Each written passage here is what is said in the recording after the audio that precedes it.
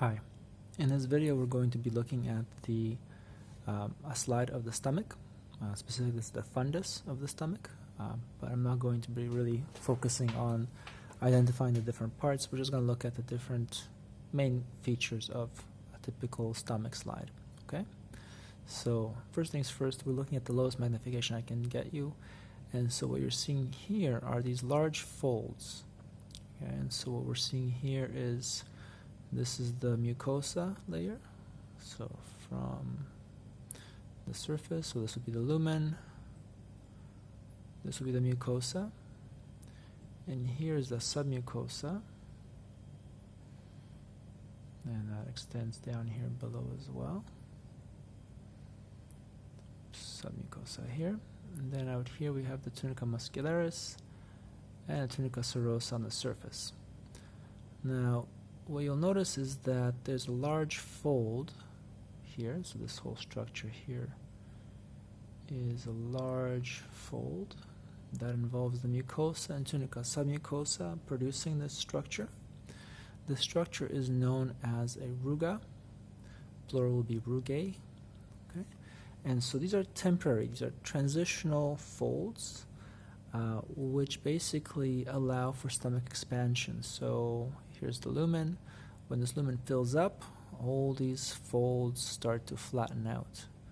That's the idea, is that the stomach is a bag that is expandable, so it's able to accommodate larger volumes, and when it is empty, it folds up again. One of the other reasons why you would want to have rugae is that they provide for kind of a solid material which can be used to pulverize the contents inside. So when there's food inside here, when your stomach is churning, when you have your muscles working, they're actually using some of these large folds to kind of beat and flatten the food inside the stomach as well. So there's some physical breakdown happening here just by the use of these large structures. But again, these are temporary folds. That's an important thing to understand and remember, because we will be seeing something very similar, at least something that looks similar, in the small intestine, which is actually a permanent fold. And so again, in the stomach, this is a ruga, and this is a temporary fold. Okay. Now I'm going to zoom into higher magnification to give you a bit more of an idea of some of the other components that we're going to be looking at here. Okay, so let's go to 100x. And focus on that. And so what you're going to see here is, again, one of these rugae. And at the surface, what you'll notice is that we have these empty-looking spaces going into the interior of the mucosa. So these spaces that you're seeing here are gastric pits. So this is the beginning, the kind of the opening into a gastric gland. And so we have these long tubular glands that extend from the surface all the way down to the bottom, towards the end of the mucosa. So right here, this kind of eosinophilic material is the boundary between the tunica mucosa and tunica submucosa. This is the Muscularis Mucosa. And so just above the Muscularis Mucosa here is where we have the lamina propria and the epithelium. The lamina propria is just kind of this very granular looking material. The granules really are just lymphocytes, so we've got some lymphatic tissue here. But the rest of all this, kind of these darker staining cells that you're seeing here, for example, are part of the epithelium and part of the gland. And so this would be down here, this kind of a more basophilic group of cells. In this region would be the base of the gland. And so this, you just imagine this tubule going all the way up to the surface and ending up in one of these gastric pits. Okay, so again, you have very long tubules that go into the interior, and so what you have here is a mixture of different kinds of cells. You can see a couple of different ones. We'll look at them a little bit later on and identify them as we go. Okay, so again, we have the mucosa, and again, we can see more of these gastric pits in here. These empty spaces are gastric pits. Now on the surface, what we have are cells called surface mucus cells. which are producing a very alkaline mucus. So it has a protective function because the acidic contents are the stomach contents are acidic. It is very helpful to actually have the surface of the epithelium covered by a mucus that is alkaline. So that helps to neutralize the stomach acids, and so it doesn't damage the cells of this epithelium. Okay, as we go deeper, though, what we have is a variety of other cell types. We have something called mucous neck cells, which are found within the neck of the gland, especially this upper portion here. But we also will have a variety of other cell types involved in production of the actual hydrochloric acid, as well as the production of some of the hydrolytic enzymes that are produced here. Okay, let's just go through the layers a little bit more of this magnification before we get into the details of the cells, though. So as I mentioned earlier, this right here, this eosinophilic material, is a band of the Muscularis Mucosa. It's actually fairly prominent here, and it's actually composed of two separate layers. Okay, so if we're looking at a cross section through this stomach, which it's kind of difficult to get, but this is probably as close as we can get to a cross section, then what we actually see here is an inner circular layer and an outer longitudinal layer. So we actually have two layers of smooth muscle before we get to the submucosa here. And that submucosa is composed of a dense irregular connective tissue. And again, this just invaginates into the interior as part of the ruga, but you have more of the submucosa over here as a boundary between the mucosa and the tunica muscularis here. Okay, so since we're here, let's take a closer look. Let's zoom in some more to 400x. And so again, here's the tunica submucosa. Okay, so not much going on here, just basically connective tissue, some blood vessels, but not much else. There's nothing really special, no special features here. Right here is our Muscularis Mucosa. And let me try to find you a good region so you can actually see the layers of the Muscularis Mucosa.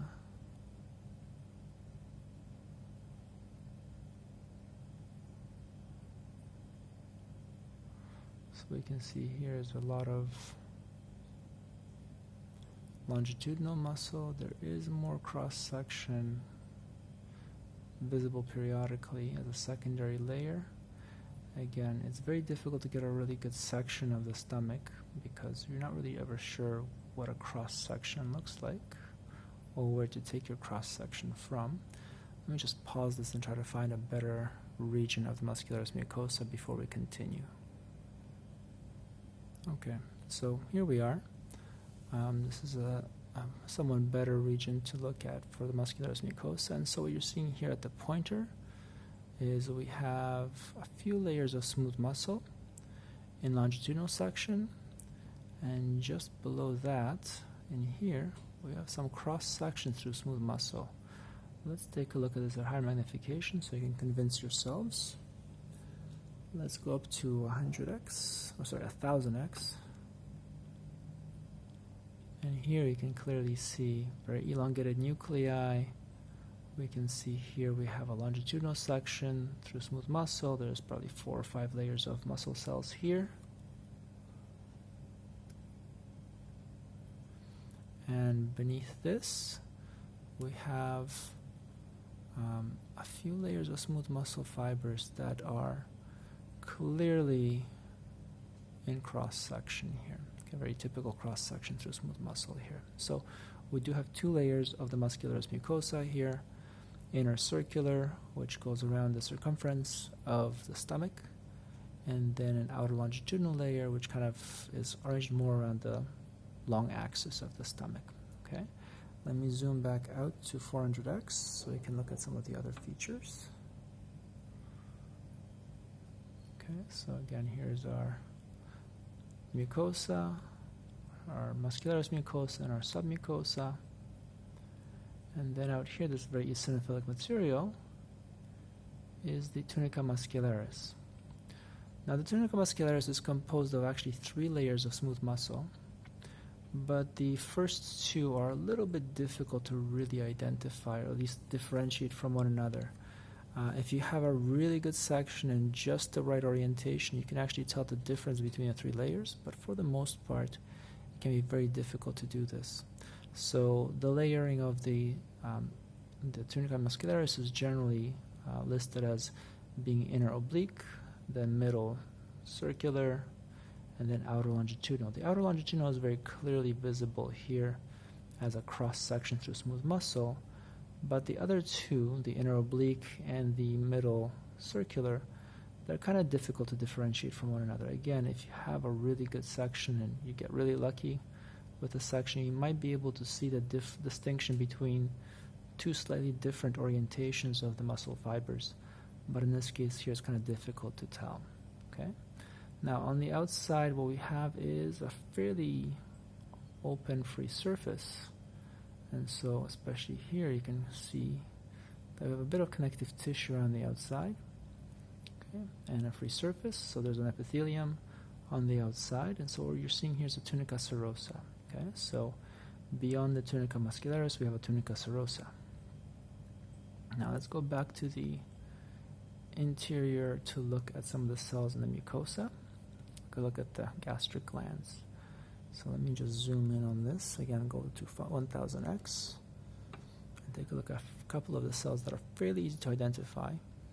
We're not going to look at all of them, but the 2 that are fairly easy to identify, I will point them out to you. Let me just try to see if I can get a little bit more detail using this lens. Here we go. Okay.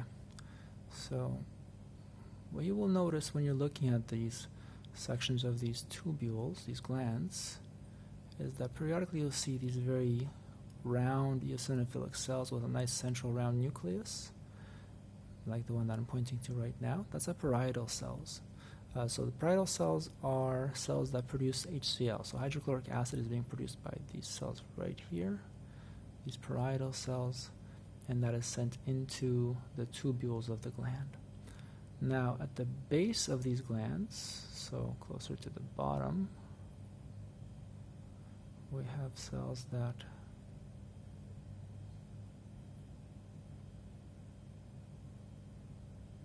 are a bit more basophilic. So at lower magnification, you can see a bit more clearly, but you can still kind of make them out here. So in this region here, we have a cluster of these cells. Oops.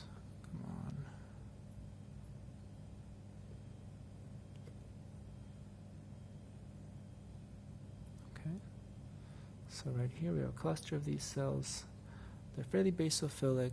The nuclei are fairly basal in these cells. So this space here in the middle, that's the lumen. Okay, and these are the cells that produce an enzyme called, a proenzyme called pepsinogen.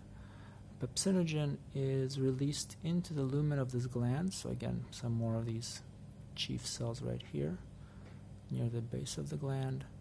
So they produce pepsinogen, which is converted to an active form of the enzyme called pepsin by the HCl secretions of the parietal cells that we were just looking at. Some of the other features that you can see here is these really bright red dots that you're seeing here. These are the granules. That's a capillary. Okay, so there's a few of these things that you can look around and you can see these fairly clearly in a variety of places. Again, those would be underneath the endothelium. Sorry, not endothelium, underneath the epithelium, so underneath these chief cells and parietal cells.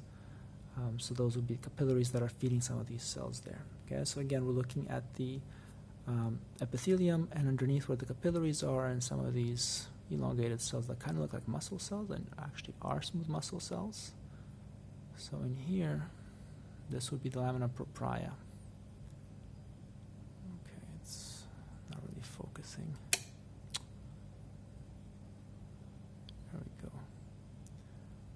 Okay, so again, we have some of these chief cells here that are more basophilic. We have some of these parietal cells, more eosinophilic. They're very eosinophilic because they have lots and lots of mitochondria inside, because they're pumping protons against the concentration gradient. And a lot of these other cells here and the capillaries nearby are part of the lamina propria around the outside of that epithelium within this region in the tunica mucosa. So let me zoom back out so you can get a better view of a low magnification of what we're just looking at. Again, all of this here is lamina propria. Again, these basophilic cells here are the chief cells. These more eosinophilic cells a little further up in these glands are the parietal cells. These are the ones that are easy to identify. Again, there will be some mucous neck cells along the way, especially as you get a little closer to the surface. And there will be also some G cells and so on, which are going to be producing. G cells are producing gastrin, and some somatostatin will be produced here as well. So again, there's going to be some endocrine production here, so there will be some endocrine cells in here. Again, those are a bit more difficult to identify with the typical H&E preparation, so we're not going to be looking for those. But parietal cells and chief cells are very easy to identify in these slides, so I would expect you to be able to do those fairly easily. Okay, so again, down here you can still see a lot of connective tissues, some blood vessels, lamina propria. Again, a lot of these nuclei here will probably belong to some lymphatic tissues, the diffuse lymphatic tissue. And then what we have down here is that Muscularis Mucosa and the tunica submucosa as we go further away. Okay? All right, thanks. We'll see you in the next video.